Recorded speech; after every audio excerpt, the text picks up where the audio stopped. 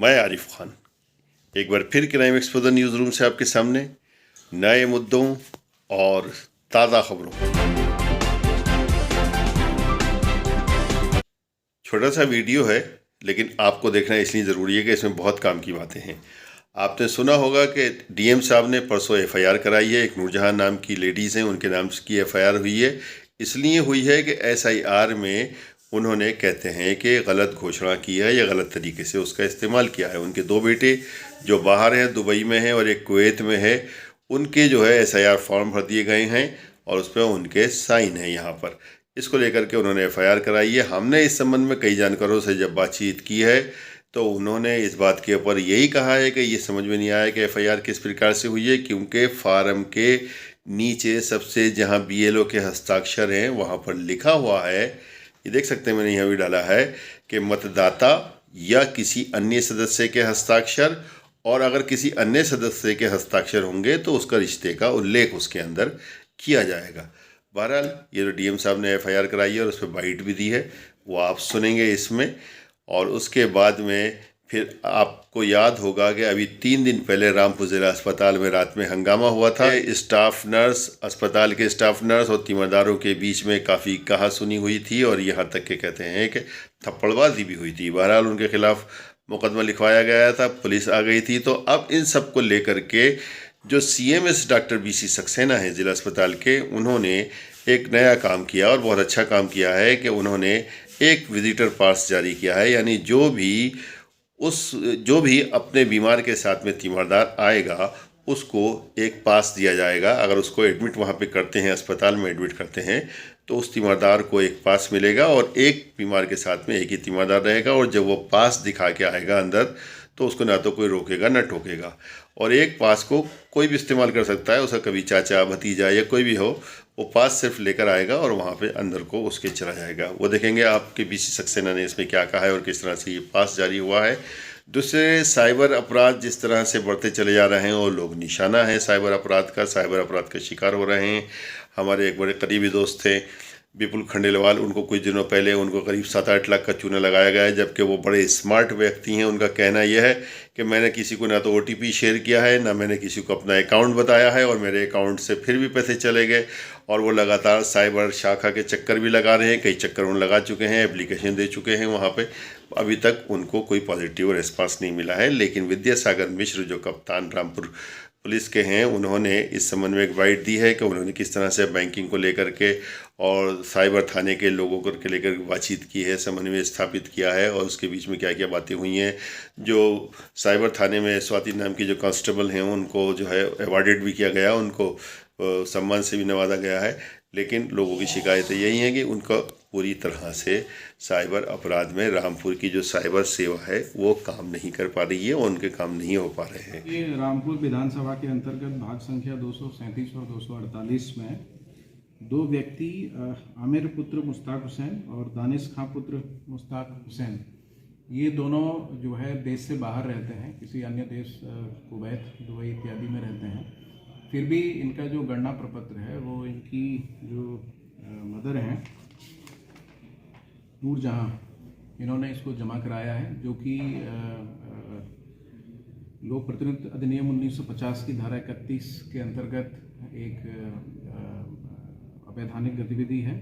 और इसके अंतर्गत इन दोनों पे जो है इनकी माता के ऊपर मुकदमा दर्ज करा है, जिन्होंने कि छल कपट और मिथ्या घोषणा करके इस प्रकार से दोनों का इन्विटेशन फॉर्म जो है जमा कराया है।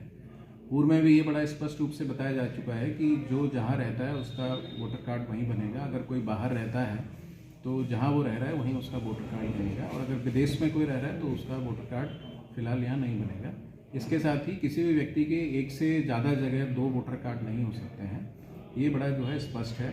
और कोई अगर शिफ्ट हो गया है तो उसको अकॉर्डिंगली जहाँ वो शिफ्ट हुआ है वहाँ उसको कराना चाहिए, अपना वोट बनाना चाहिए। और अगर जानबूझकर इंटेंशनली कोई इस प्रकार से जो है 2 जगह अपना वोट बनवाने का प्रयास करेगा तो उस पर इसी प्रकार जो सुसंगत धाराएं उनके अंतर्गत कार्रवाई की जाएगी। आज तीमारदार के लिए पास की व्यवस्था की गई है। हर तीमारदार को एडमिशन के समय ही पेशेंट के साथ ये कार्ड उपलब्ध कराया जाएगा।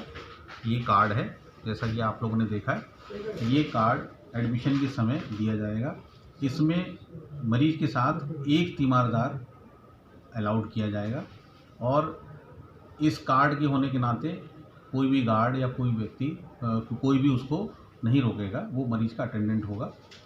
और इस कार्ड से उद्देश्य ये है कि अस्पतालों में होने वाली मरीज के पास अत्यधिक भीड़ ना रहे, जिससे इन्फेक्शन के चांसेस कम होते हैं और मरीज को उसका लाभ मिलता है और हमारी सेवाओं में भी बाधा नहीं उत्पन्न होती है। जो भी हमारे द्वारा अस्पताल के द्वारा जो मरीज को सेवाएं दी जा रही हैं वो निर्बाध गति से चलती रहें और मरीज को अधिक से अधिक लाभ हो। अधिक भीड़ होने पर इन्फेक्शन के चांसेस बहुत ज़्यादा होते हैं और इससे मरीज भी देर में ठीक होता है। तो इसी उद्देश्य को लेकर कि हम मरीज को जल्दी लाभ मिले, जल्दी कार्य उसके हों और उसको किसी भी तरह से उसकी सेवा में कोई दखल ना हो। तो इसी उद्देश्य के, इस अच्छे उद्देश्य को लेके ये कार्ड इशू कराए जा रहे हैं। ये अस्पताल की पहली पहल है और इस पहल के तहत हमने इसका शुरुआत की है। आज इसका पहला कार्ड, आज एक पेशेंट को एडमिट किया गया है, मेल मेडिकल वार्ड में जा रहा है वो पेशेंट, और उसको हमने ये कार्ड, उसके तीमारदार, उसके पिता को ये कार्ड इशू करा। और सभी से, जनता से निवेदन है, अनुरोध है कि इस कार्य में सहयोग करें, जिससे देखिए आज हम लोगों के द्वारा एक बैंकर्स, जनपदीय साइबर सेल प्रभारी, साइबर थाना प्रभारी तथा थानों पर जो हमारा साइबर सेल है उनके प्रभारियों के साथ एक समन्वय गोष्ठी का आयोजन किया गया था, जिसमें हमारे सभी राजपत्रित अधिकारी उपस्थित हुए। साइबर अपराध के नए आयाम के दृष्टिगत बैंक्स के साथ समन्वय स्थापित करने के लिए बैंक्स को किस प्रकार की कोई दिक्कतें आ रही हैं, साथ ही साथ पुलिस को किन समस्याओं का सामना करना पड़ रहा है और आम जन को कितना बेहतर बैंक और पुलिस मिल करके सुविधा पहुंचा सकती है, जैसे साइबर क्राइम के मामले में। इस संबंध में आज गोष्ठी हुई है, जिसमें आप सभी लोगों की भी सहभागिता रही है। आपके माध्यम से मेरी पुलिस की तरफ से अपील है कि लोग ज़्यादा से ज़्यादा 1930 नंबर का प्रयोग करें इन केस अगर उनके साथ किसी प्रकार की साइबर फ्रॉड इत्यादि हो रही है।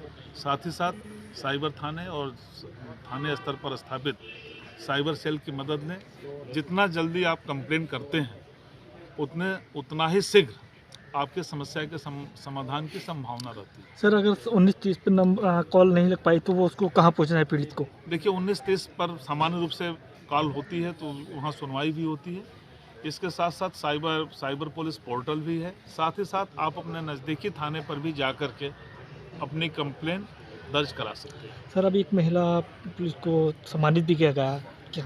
देखिए हमारे यहाँ जनपदीय साइबर थाने में नियुक्त महिला आरक्षी स्वाति द्वारा अच्छे ढंग से बैंक्स से जो समस्याएं आती हैं उनके संबंध में प्रश्न किए गए एवं बैंकर्स के द्वारा जो भी प्रश्न पूछे गए उन प्रश्नों का बड़े ही अच्छे ढंग से और तार्किक जवाब दिया गया, तो उनको नकद पुरस्कार से पुरस्कृत किया गया। निष्पक्ष, बेबाक, बेखौफ खबरें देखने के लिए crime exposure Rampur YouTube channel को सब्सक्राइब कीजिए और नोटिफिकेशंस पाने के लिए बेल आइकन ज़रूर दबाइए।